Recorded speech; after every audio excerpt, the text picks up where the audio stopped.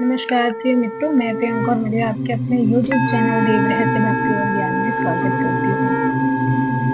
आज के टॉपिक में और आज का जो ये वीडियो है उसमें मैं बताऊंगी कि यदि आपसे पूजा के दौरान कुछ गलती हो जाती है, जैसे कभी हमने कलश को गलत जगह पर रख दिया, या कभी हमसे आरती भूल गई, या कभी हमसे कोई मंत्र में गलती हो गई, और यदि हम कभी कुछ बोलना भूल जाते हैं, आसन में, शुचिता, पवित्रता में कोई हमसे चूक हो जाती है, तो आखिर हम ऐसा क्या करें कि हमारी उस चूक का हमारी किसी भी पूजा अनुष्ठान में कोई प्रभाव ना करे।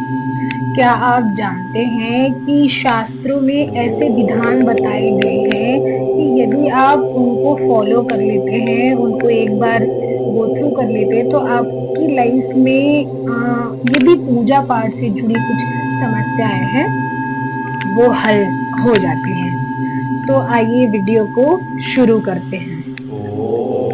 एक ऐसा महामंत्र मैं आपको बताने जा रही हूँ जो सप्तशती में भी आया है और भी शास्त्रों में उसका वर्णन है। माना जाता है कि यदि हम उसका पाठ करते हैं, सप्तशती से यदि हम उसको जोड़कर देखते हैं, तो उसके पाठ करने से देवी प्रसन्न भी होती है, देवी की कृपा प्राप्ति भी होती है। फिर देवी के पूजन में यदि भूल चूक हो जाए तो क्षमा प्रार्थना भी मिलती है। वैसे तो देवी क्षमापन करके पूरा एक कुंजिका में पूरा स्त्रोतम है, पर एक छोटा सा मैं ऐसा मंत्र बताऊंगी जिसे करने से आपकी पूजा में हुई जो छोटी मोटी त्रुटियां होंगी, कोई गलतियां होंगी, वे अपने आप खत्म हो जाएंगी। पहला तो जो देवी की प्रसन्नता का मंत्र है वो यह है: देवी प्रपन्नार्तिगिरे प्रसीद प्रसीद मातर जगतोऽखिलस्य प्रसीद विश्वेश्वरी पाहि विश्वं त्वमीश्वरी देवी चराचरस्य त्वं वैष्णवी शक्तिरनन्तवीर्या विश्वस्य बीजं परमासि माया सम्मोहितं देवी समस्तमेतत् त्वं वै प्रसन्ना भुवि मुक्तिः। इस मंत्र के पाठ करने से आपको देवी की प्रसन्नता प्राप्त होती है। ये मंत्र सप्तशती में आया है।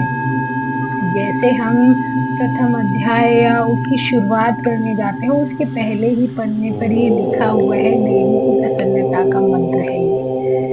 अब हम बात करते हैं कि यदि हमसे कोई पूजा में चूक हो जाए तो ऐसा क्या मंत्र का पाठ करना चाहिए कि उस मंत्र की क्षमा हो जाए।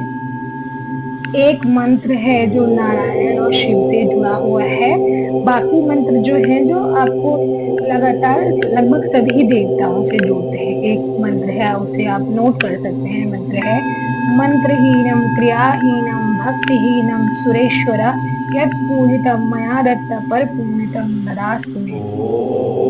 एक ये है और दूसरा है: आवाहनम न जानामि विसर्जनम पूजां चैव न जानामि क्षम्यतां परमेश्वरम। हे प्रभु, न मैं आवाहन जानता हूँ, न मैं विसर्जन जानता हूँ, न मैं मंत्र जानता हूँ, न मैं आसन जानता हूँ, पूजां चैव न जानामि, न ही पूजा जानता हूँ, क्षम्यतां परमेश्वर, फिर भी मैंने आपकी पूजा की। यदि उसमें कोई गलती हुई हो तो हे परमेश्वर मुझे क्षमा कीजिए। एक अंतिम मंत्र मैं आपको बताऊंगी जो आपसे जाने अनजाने दोष लगते हैं, जो पाप लगते हैं, उसको किस तरीके से हम खत्म कर सकते हैं।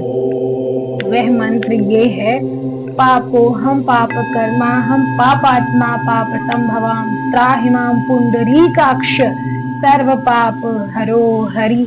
ये भगवान विष्णु का मंत्र है। इससे जो वैष्णव संप्रदाय के लोग हैं उसको वो पाठ कर सकते हैं। तो ये वैसे तो ये ओवरऑल मंत्र है, इससे हर कोई जाप कर सकता है, हर कोई इसका पाठ कर सकता है, लेकिन यदि वैष्णव संप्रदाय के लोग इसे पाठ करते हैं तो इसका एक अलग महत्व निकल कर आता है। एक और मंत्र है जिसे हम कहते हैं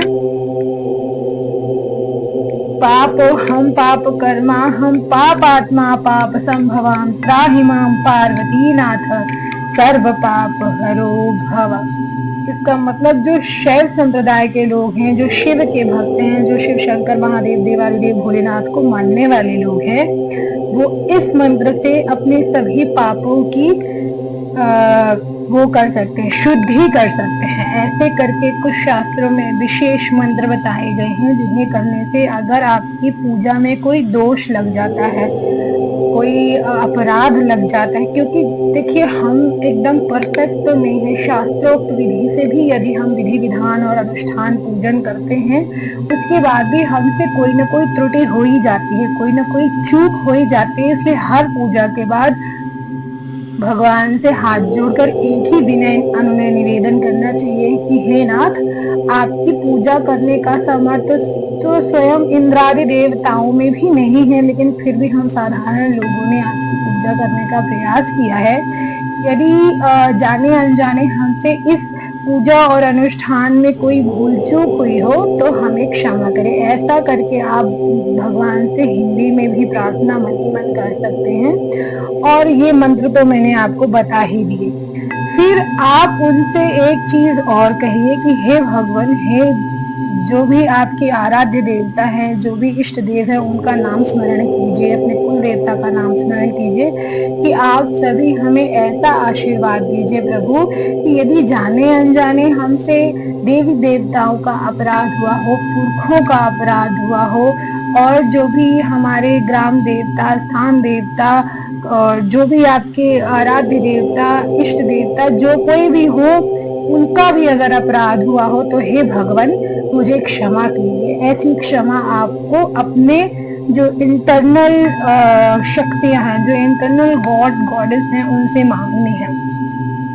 दूसरी बात, यदि आप भगवान से क्षमा यापन कर लेते हैं उसके बाद क्या करना चाहिए? यदि आप आसन में बैठकर पूरे विधि विधान से पूजन अनुष्ठान कर रहे हैं तो उसके लिए आपको कुछ ऐसे नियम करने चाहिए कि वो पूरा पुण्य इंद्र ना ले जाए।